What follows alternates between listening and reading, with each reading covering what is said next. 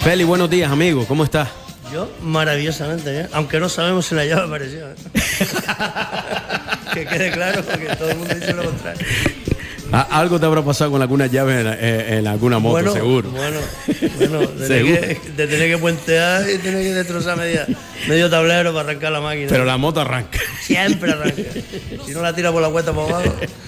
Bueno, no sé si la conversación nos llevará a hablar de motos, a lo mejor será inevitable, sí. Pero me gustaría empezar hablando por un libro que yo me alegro enormemente de quien te convenció a que al final lo plasmases aquí.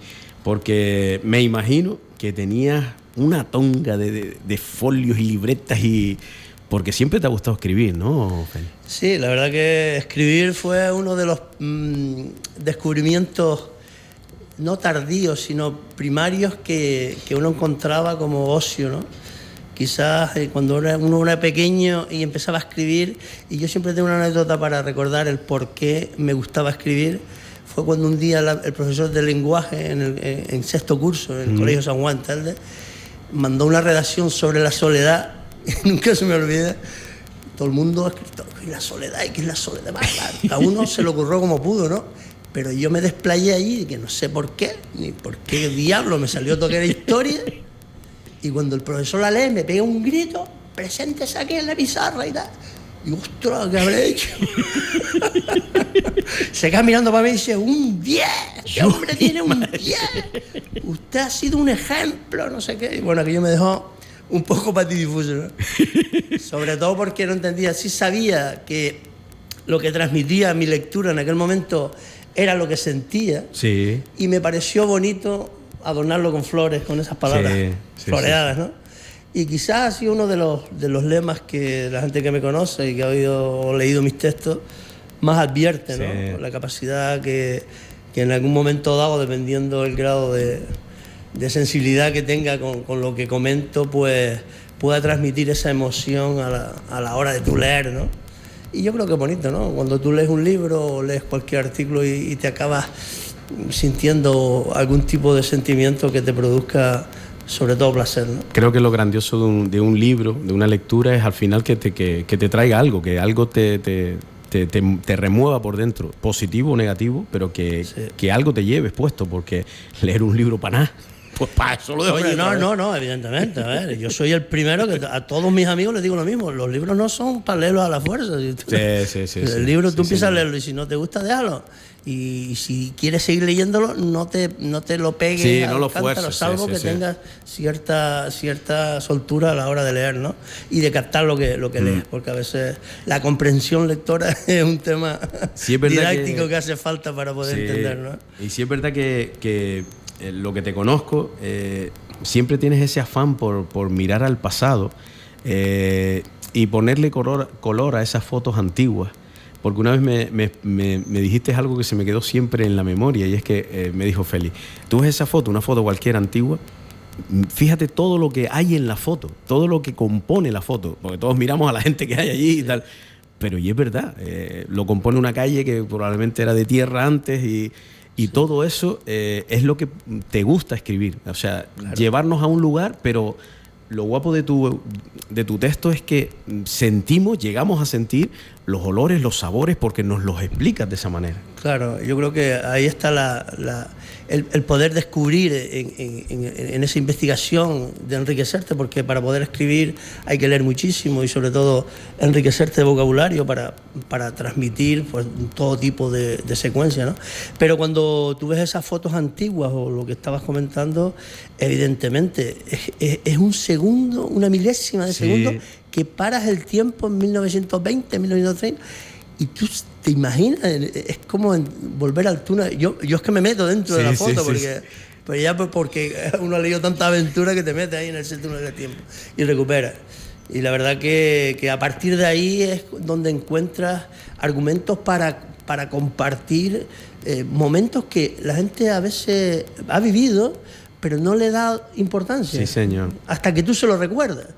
Ah, pues es verdad, es como tú cuando te pones a contar esos cuentos maravillosos y la gente se ríe, A ver, ya todo el mundo se carcajea contigo, evidentemente, pero ¿tú sabes la cantidad de gente que se ríe para adentro porque todavía no se puede reír para afuera? Porque le encanta que tú recuerdes esos pequeños detalles que se van difuminando en el tiempo, verdad, y se van perdiendo. Este libro quizás es, o lo definirías como a lo mejor una crónica de un lugar, o es un puede ser una pasaje de tu crónica vida. del tiempo. Realmente ese libro es un compendio, como tú empezaste diciendo, de muchas cosas, ¿no?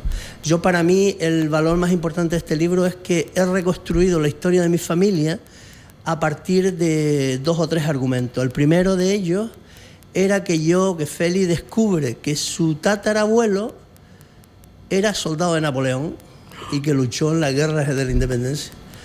Pero es que además era sajorín, y los sajorines son gente muy sabia, gente que adivinaba dónde estaba el agua en la tierra, que la detectaba y bueno, se encargaban a los sajorines. Y después, sobre todo, este hombre francés era muy culto, era tan culto que la gente, era una sabiduría no quizás tanto de lectura, sino de interpretar la comunión con la naturaleza, ¿no? Mucha gente del pueblo se acercaba a pedirle consejos y a escuchar sus palabras porque era muy consejero, ¿no? ¿Qué tiene de bonito esta historia? Que cuando yo descubro, cuando Napoleón con la guerra de independencia acaba cayendo en España, ahí por Bilbao, pues cogen a todos esos prisioneros de franceses y los mandan a Cádiz a cárceles flotantes, ¿no? Que son en navíos ahí, estuvieron hacinados ahí meses. Entonces alguien con un poco de frente dice, pero estos tíos se van a morir todos ahí. Vamos a cogerlo y lo vamos a distribuir en las Islas Canarias o en las Islas Baleares. Se mandaron 1.200 a Tenerife, 800 a Gran Canaria y 300 a La Palma, que en el norte de La Palma hay un lugar que se llama Franceses. Pues esos franceses de esas batallas de Napoleón que mandaron a esos. Pues de los que llegaron aquí a Gran Canaria, luego cuando llegaron a Gran Canaria, el gobernador de la época, el régimen que había en su momento, pues llamaba a la población, a la gente pudiente y les decía, si querían no era esclavo, no estaba calculado, un ayudante para el servicio doméstico a cambio de techo y comida, se lo pueden brindar. Ya. Y entonces ese tatarabuelo era uno de ellos. Que vino a poner el primer gen de mi familia. Bueno, ese fue una de las cosas que más me motivó a investigar. Me puse a investigar y empecé a encontrar conexiones. Una tía abuela que era monja, que murió con casi 100 años, pues decía que su abuelo era francés y a partir de ahí ya empezamos a enlazar cosas. Claro, que es porque en realidad fue una especie de búsqueda constante, de investigar, de leer la historia de Canarias, de todo, porque tienes que investigar muchas cosas para enhebrar, para que sea bonito, ¿no? Para no cometer el error de decir las cosas gratis, ¿no? Sí. Y eso fue una. Y la segunda, que también me motivó a escribir el libro, y con esa ya fue igual que el título, Memorias del Despertar. ¿Qué significa Memorias del Despertar? Bueno, Memorias del Despertar para mí es la historia de mi familia, desde mis 0 años hasta mis 10 años. Eso es lo que yo recuerdo en 10 años. Luego lo cultivé. Hay una anécdota que la he contado varias veces, la vuelvo a contar porque me pareció maravillosa. Yo nací en San Francisco, en el barrio de Tel de San Francisco, en la calle Altozano número 15. Allí había una casona enorme, grande, que allí nos criamos toda la familia. Y yo recuerdo estar metido dentro de un cajón de madera, debajo de una mesa. Mi padre había hecho aquel parque de la época, ¿no? Un parque maravilloso, y allí le ayudaba a mi madre. Yo me metía allí y yo solo lloraba cuando tenía necesidades, ¿no? Y entonces escuché, fíjate lo que te estoy diciendo, escuché ruidos por el pasillo, una casona antigua. Oí, mira quién vino a verte, no sé qué, vamos a ver al niño y tal. Como que se dirigían a mí, gente caminando, para presentarme a alguien.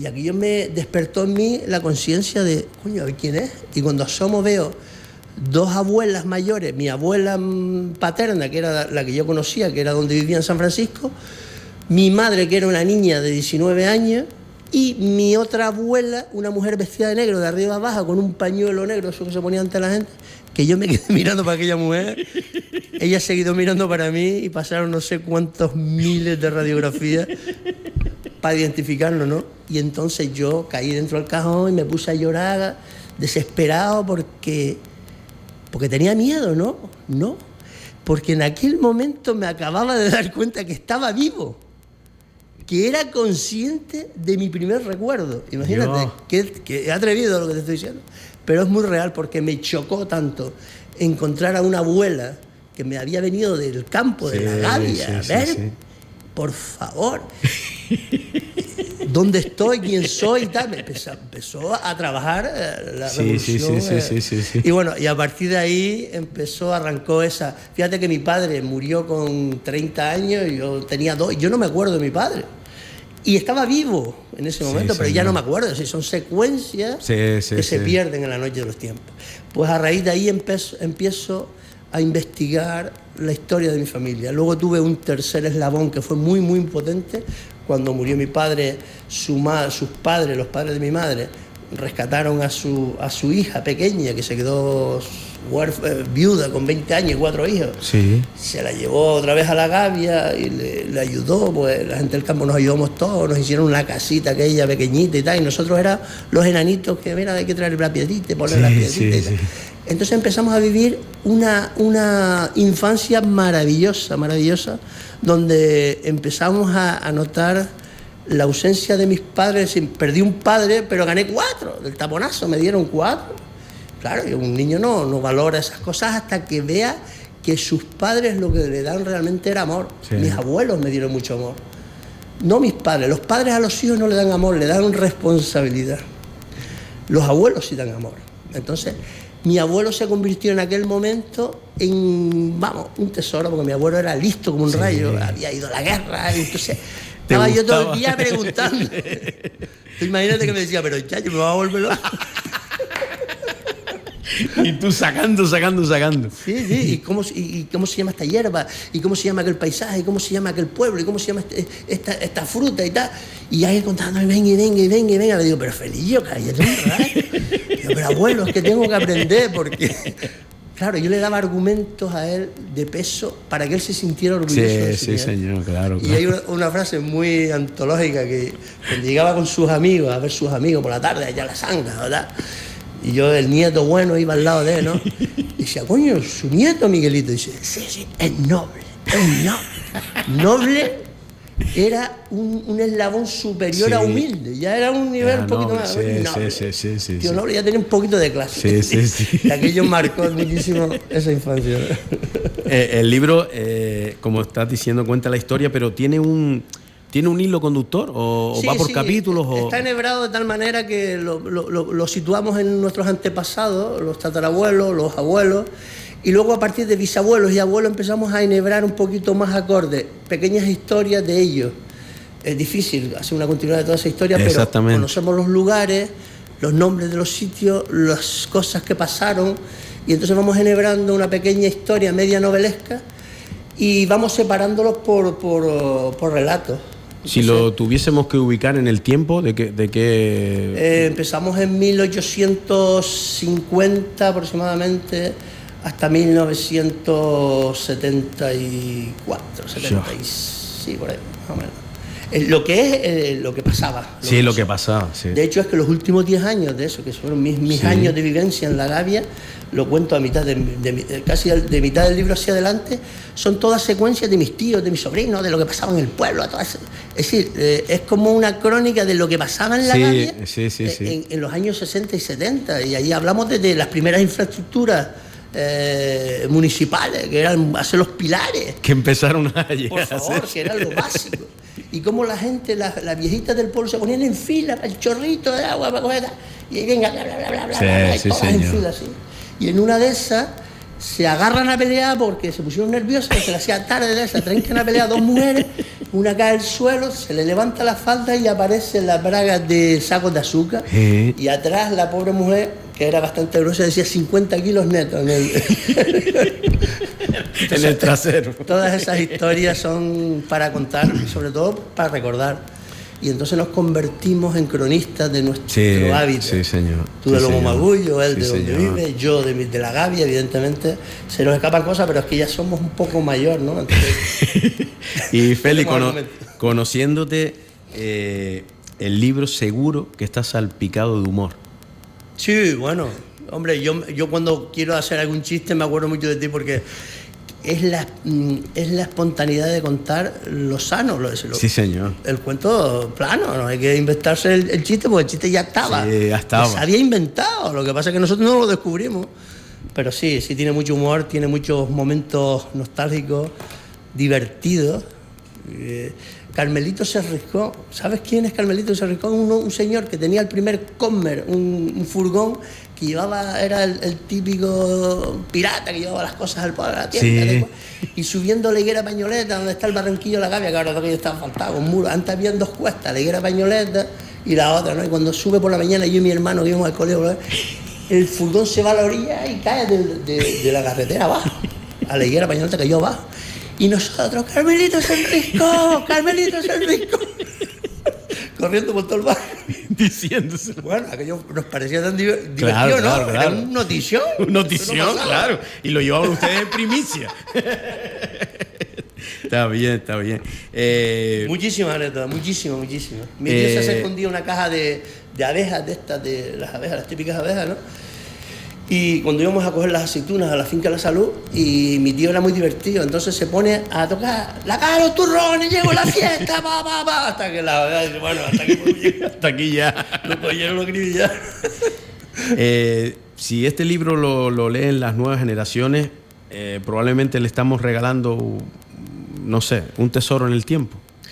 A ver, tesoro en el tiempo seguro que es, y a lo mejor no lo será para todas las personas, lo son quizás para las personas que tengan esa sensibilidad con las historias familiares, porque yo hablo de mi familia, pero es que en todas las familias hay una historia. Sí, señor.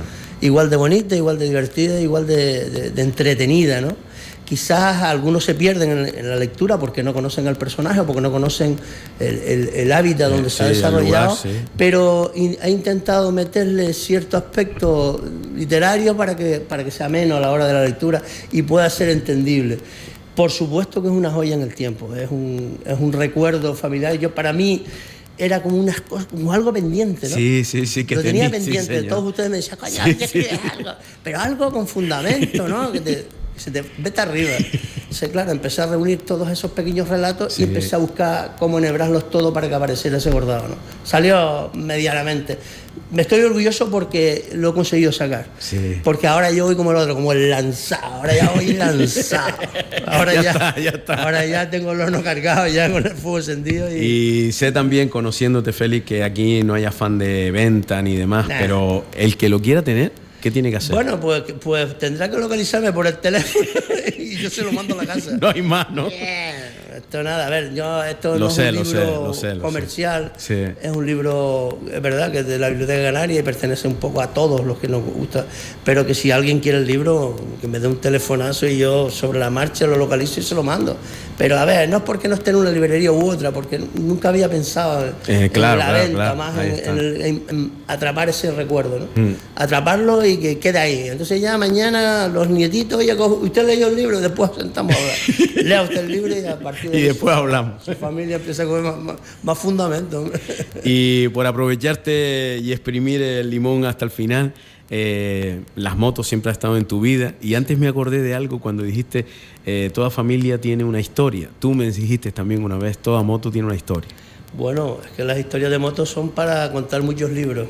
Sí, ¿verdad? Son para contar muchos libros. Y Félix también me ha dicho, perdón que te interrumpa, que si una moto está por ahí extraviada, se busca y se encuentra. Sí, seguro. Con la matrícula se llega hasta el fin del mundo, a Roma.